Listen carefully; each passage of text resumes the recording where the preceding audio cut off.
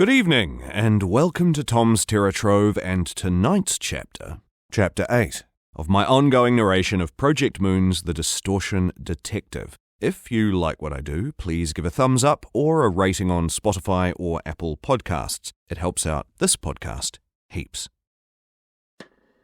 Chapter 8, Tae-young Produce Company. If this problem isn't fixed in time, I'm going to get fired, and all of my subordinates will get sacked. 3 people sat around the dining table for 2. It's early in the morning, and Ezra is already glaring at YuRia. She must be irked by this little intruder that popped into our ordinary life. It's curious how you can stare at me for 30 minutes straight, all the while having breakfast. Wouldn't you agree, Detective? YuRia spoke with a smile. You small little thing!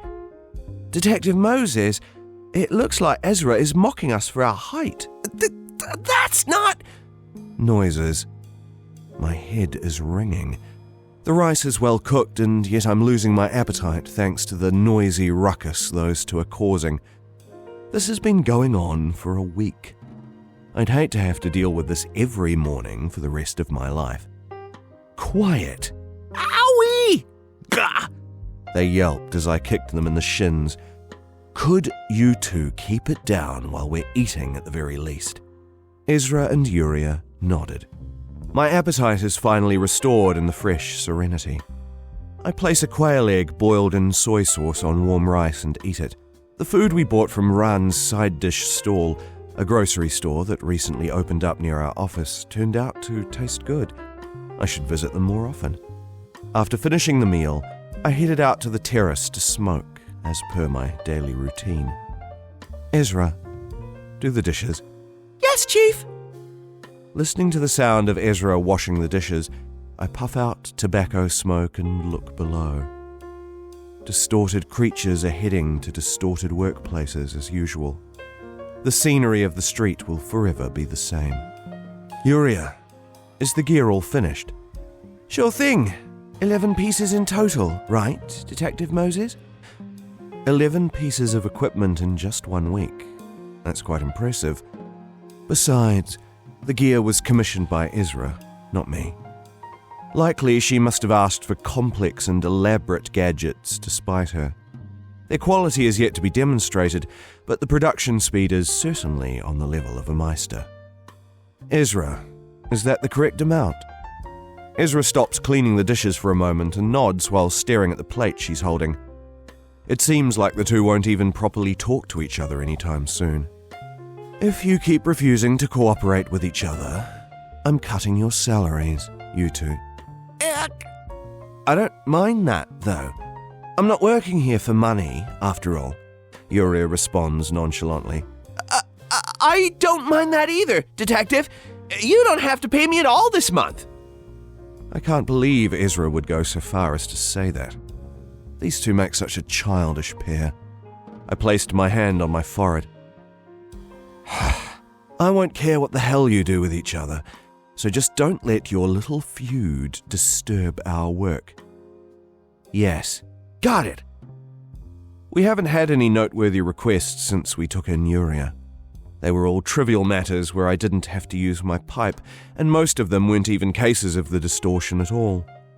I expected YuRia to be disappointed by this uneventfulness, but she seems hardly bothered.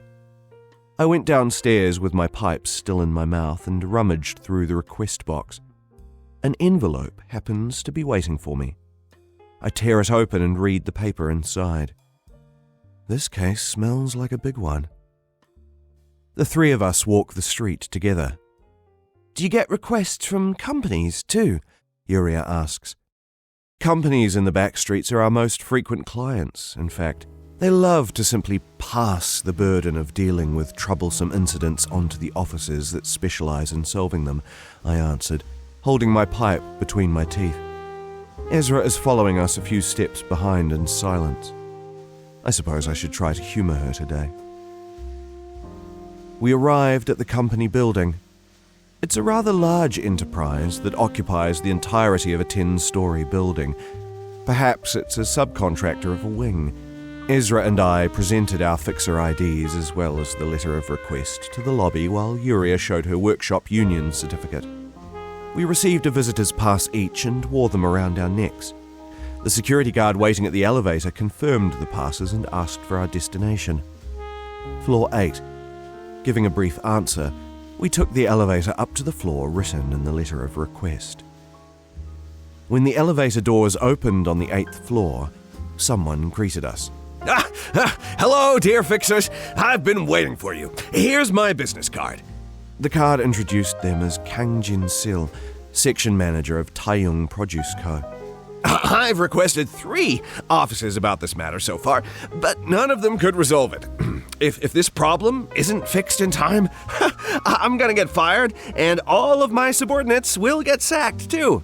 You don't have to worry anymore. Detective Moses over here will elegantly take care of the case for you, YuRia intervened, while Ezra still remained quiet. Greetings. I'm Moses from Moses' office, handling mysteries and unsolved cases. May I ask who recommended our office to you? The AIM office recommended you to us. They said Moses' office should be the perfect fit for this kind of case. AIM office. Oh, that must be where Kaoru is. The kid likes to complain, but they subtly care for us quite a bit. Let's get right to the point. Where are the people suffering from the symptoms you described in the letter of request? Those employees are actually in the sleeping chamber on the 4th basement floor, not up here. A sleeping chamber? What is a sleeping chamber doing in a company? YuRia asked curiously. That means this is a corrupt company that forces its employees to work overtime so often they don't get any time to go back home for sleep, Ezra replied in a plain tone. Oh my. Well, it's not just us, you see. Most firms do the same these days. Manager Kang appeared rather perplexed by what Ezra said. Please lead the way, then. Of course. This way, please. We got back in the elevator. Manager Kang tagged their security keycard on the elevator's control panel, revealing a set of buttons that lead to basement floors. This company building goes as deep as 15 floors underground. One could very well run into some hidden ruins at this depth. What kind of produce company goes so deep underground? Ezra asked. I'm afraid I can't answer that much in detail. You can just think of the underground space as our warehouse, Manager Kang answered as they pressed the button to the 4th basement floor. With a jingle, the elevator arrived at its destination. We were met with complete darkness when we stepped out. Oh my! Why is it so dark in here? Because it's where people sleep. Duh! Ezra answered YuRia's question again. Manager Kang groped along the wall looking for a light switch, and soon enough, orange light bulbs on the ceiling lit up, one row at a time. Flick, flick, flick. More people could be seen with each set of light bulbs lit. Numerous people were lying on the floor, arranged in an orderly manner. As you can see here, these employees won't wake up at all. Not waking from their dreams, huh? What kind of dreams could they be having to make faces like this? Ezra said, tilting her head to the side. They seem to have escaped into their dreams.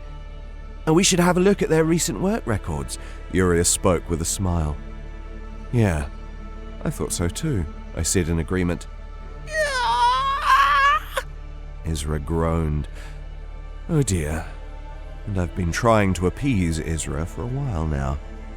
Well, that's not all, actually.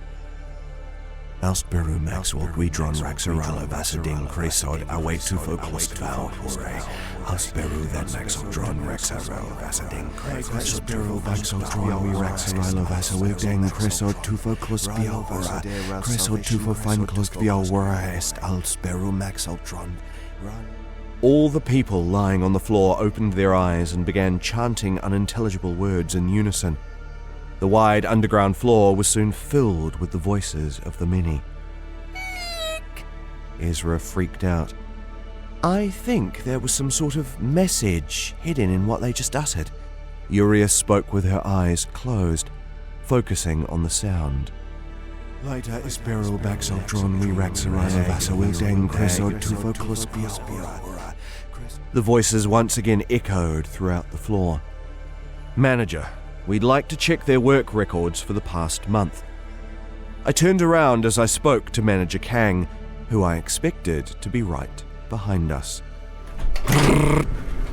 Kang Jan-sil was instead inside the elevator. Ka-chunk! A steel gate then blocked entry to the elevator. My apologies, fixers. I'm sure you people are capable enough to handle this, right? The elevator doors begin sliding.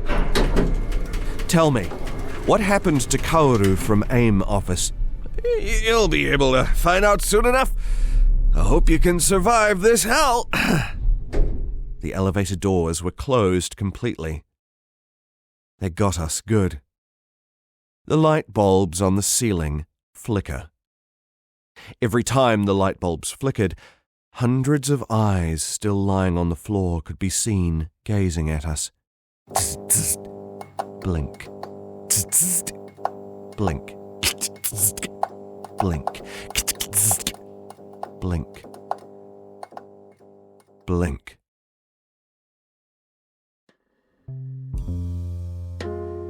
What the next chapter holds. Ezra, what we're about to face is something completely different from anything we've dealt with before. Yes, Detective! Ezra puts her dimensional bag on the floor. YuRia, observe me to your heart's content. Of course I will. I held my smoking pipe between my lips.